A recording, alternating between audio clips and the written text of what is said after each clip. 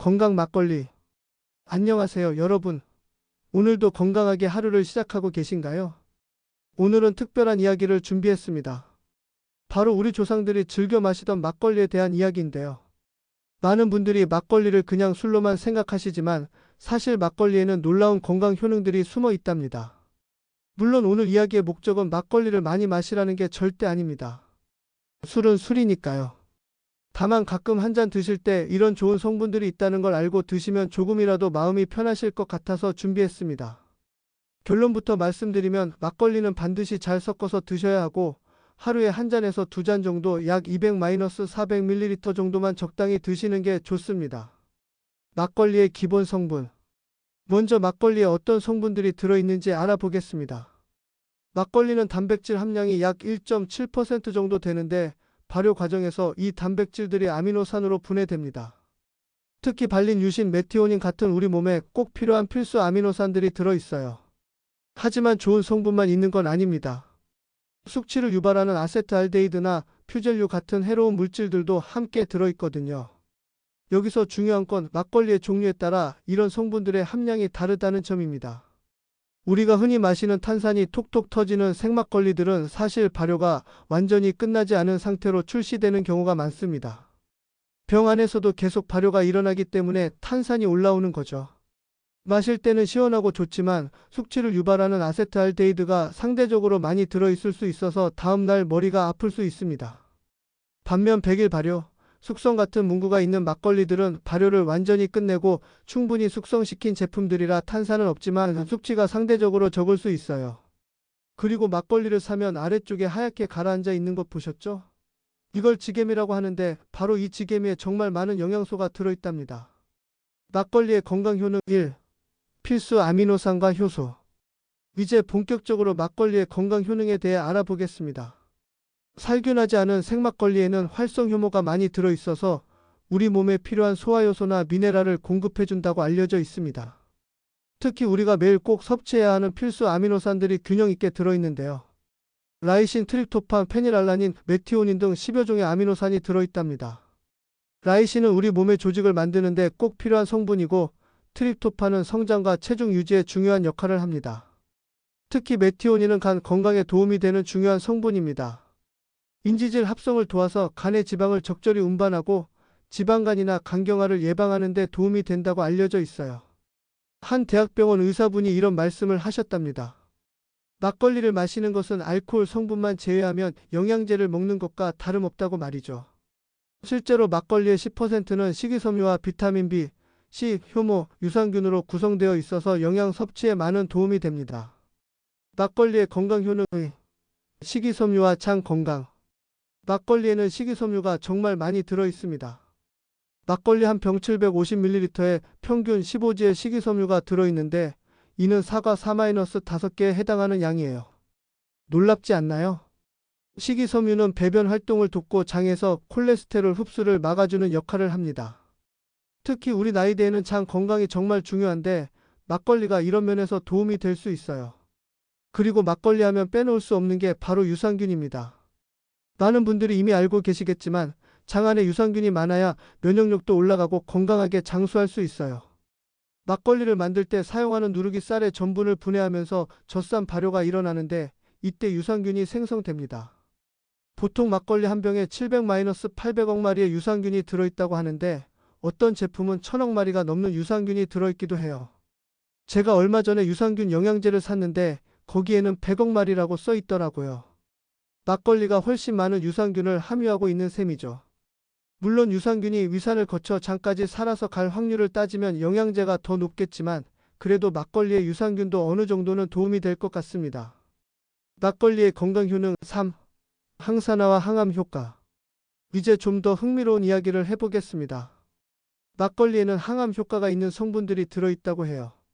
물론 미리 말씀드리지만 아주 소량이라서 제대로 효과를 보려면 엄청난 양을 마셔야 하는데 그럼 오히려 알코올 때문에 건강을 해치게 되니까 참고만 하시면 좋겠습니다. 막걸리에는 파네졸과 스쿠알렌이라는 암 예방에 도움이 되는 성분들이 들어있어요. 특히 파네졸은 맥주나 와인보다 10-25배나 많이 들어있다고 합니다. 몇 년 전에 한 연구기관에서 흥미로운 실험을 했는데요. 실험용 쥐에게 위암 세포를 이식한 다음 한 그룹에만 막걸리를 투여했더니 종양의 크기가 4분의 1로 줄어들었다고 합니다. 또 막걸리에 들어있는 베타시토스테롤이라는 성분이 위암세포 성장을 억제한다는 것도 발견했다고 해요. 실제로 몇 년 전에 한 65세 남성분이 혈액 질환 때문에 정기적으로 수혈을 받아야 할 정도로 상태가 좋지 않았는데 막걸리 발효 성분이 소화기관에 좋다는 말을 듣고 매일 한 잔씩 드셨다고 합니다. 그랬더니 병세가 많이 호전되고 치료 효과도 좋아졌다고 하네요. 물론 이런 사례들이 막걸리 때문인지는 정확하지 않지만 어쨌든 막걸리에 좋은 성분들이 들어있다는 건 분명한 것 같습니다. 이런 좋은 성분들은 주로 막걸리 아래쪽에 가라앉은 지게미에 많이 들어있다고 해요. 그래서 막걸리 드실 때 위에 뜬 맑은 부분만 드시지 마시고 아래쪽까지 잘 섞어서 드시는 게 좋습니다. 막걸리의 건강 효능 4. 혈관 건강과 콜레스테롤. 막걸리는 혈관 건강에도 도움이 된다고 합니다. 앞서 말씀드린 풍부한 식이섬유가 콜레스테롤 수치를 낮추는 효과가 있어요. 특히 나쁜 LDL 콜레스테롤과 중성지방의 혈중 농도를 낮추고 혈액순환을 개선하는 데 도움이 된다고 합니다. 또한 혈전 생성을 억제하는 효과도 있다고 하네요. 혈전은 혈관을 막아서 심근경색이나 뇌졸중을 일으킬 수 있는 위험한 요소인데 막걸리가 이런 혈전 생성을 억제해준다니 놀랍습니다. 그리고 막걸리에는 비만을 예방하는 효과도 있다고 해요. 지방이 만들어지기 전 단계인 전지방세포의 분할을 억제해서 체내 지방 축적을 막아준다고 합니다. 하지만 여기서 중요한 건 술을 마시면 안주도 많이 먹게 되고 그러면 결국 살이 찔 수밖에 없다는 점이에요. 그러니까 막걸리 자체의 효능보다는 전체적인 식습관과 음주 습관이 더 중요하겠죠. 막걸리의 건강 효능 피부 건강. 막걸리가 피부에 좋다는 건 많은 분들이 알고 계실 겁니다. 실제로 집에서 술을 담그시는 분들은 남은 지게미를 말려서 스크럽으로 사용하기도 하는데 이 지게미에 피부에 좋은 성분들이 많이 들어있어요. 요즘 화장품을 보면 천연효모 추출물이라고 써있는 제품들이 많이 있잖아요. 막걸리를 발효시키는 효모가 바로 사카로미세스라는 종류의 효모인데 이게 화장품에 들어가는 그 효모와 같은 계열이에요. 막걸리에는 단백질과 비타민 B가 풍부하게 들어있어서 피부 개선에 도움을 줄 수 있고 젖산, 구연산, 사과산 같은 성분들이 몸 안에 피로 물질을 배출하는 데 도움을 준다고 합니다. 특히 피부에 바르면 각질 제거 효과가 있어서 실제로 화장품 원료로도 많이 사용된다고 해요. 고려시대 때 양반과 여성들이 즐겨 마시던 이화주라는 특별한 막걸리가 있는데 이 이화주는 멜라닌 합성을 억제하고 기미를 줄이는 효과가 있다고 합니다. 물론 이런 효과들을 보려면 꾸준히 적당량을 드시는 게 중요하겠죠. 막걸리의 건강 효능 6. 통풍 예방. 술을 좋아하시는 분들 중에 통풍으로 고생하시는 분들이 계실 텐데요. 통풍은 주로 맥주나 튀김 같은 음식에 많은 퓨린이라는 물질 때문에 체내에 요산이 쌓여서 생기는 병입니다. 바람만 불어도 아프다고 해서 통풍이라고 하죠. 그런데 놀랍게도 막걸리에는 이런 퓨린 물질이 요산으로 바뀌는 과정을 억제하는 성분이 많이 들어있다고 합니다. 요산과 관련된 잔틴 산화효소라는 효소의 활성을 억제하는 정도가 최대 65%나 되는데 이는 맥주보다 7배나 높은 수치예요. 이런 효과는 막걸리를 살균했든 안 했든 비슷하게 나타난다고 합니다. 그러니까 맥주보다는 막걸리가 통풍으로부터 조금 더 안전할 수 있을 것 같아요. 막걸리 선택법과 음용법. 지금까지 막걸리의 여러 효능들을 알아봤는데 이제 어떤 막걸리를 어떻게 마시는 게 좋은지 알아보겠습니다. 먼저 막걸리 선택법입니다. 오늘 말씀드린 효능들은 주로 살균하지 않은 생막걸리에 해당합니다. 막걸리 라벨을 보시면 식품 유형의 탁주라고만 써있으면 생막걸리이고 살균 탁주라고 써있으면 살균 막걸리예요. 건강을 생각한다면 생막걸리를 선택하시는 게 좋겠죠. 그리고 원재료를 확인해 보세요. 쌀 100%로 만든 막걸리가 좋고 첨가물이 적은 천연 발효 제품을 선택하시는 게 좋습니다. 하지만 생막걸리는 한 가지 단점이 있어요. 탄산이 많이 들어있어서 속이 부글부글할 수 있고 발효가 완전히 끝나지 않아서 숙취가 더 심할 수 있다는 점입니다. 그래서 요즘은 발효를 완전히 끝낸 막걸리들도 많이 나오고 있어요.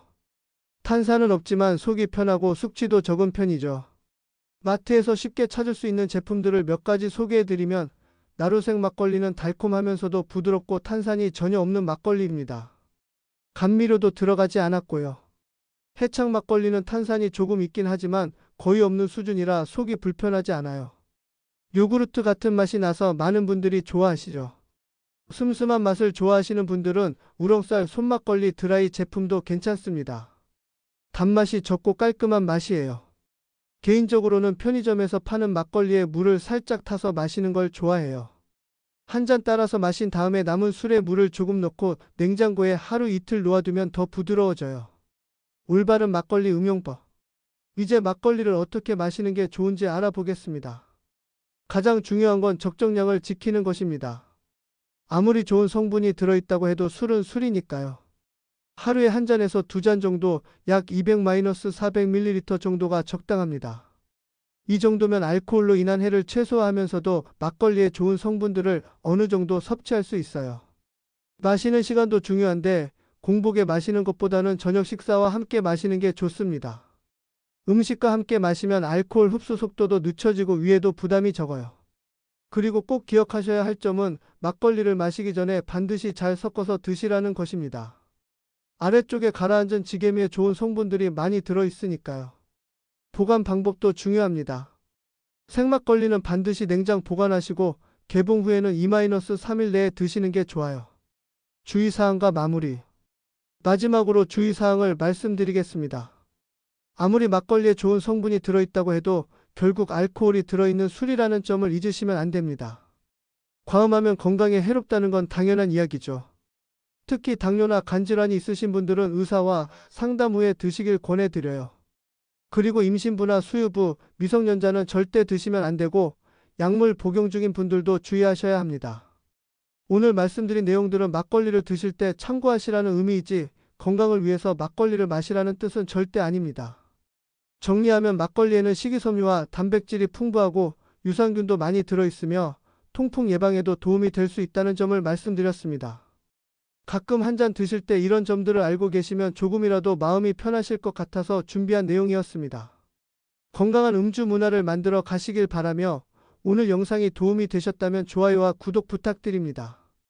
그럼 다음에 더 유익한 건강 정보로 찾아뵙겠습니다. 감사합니다.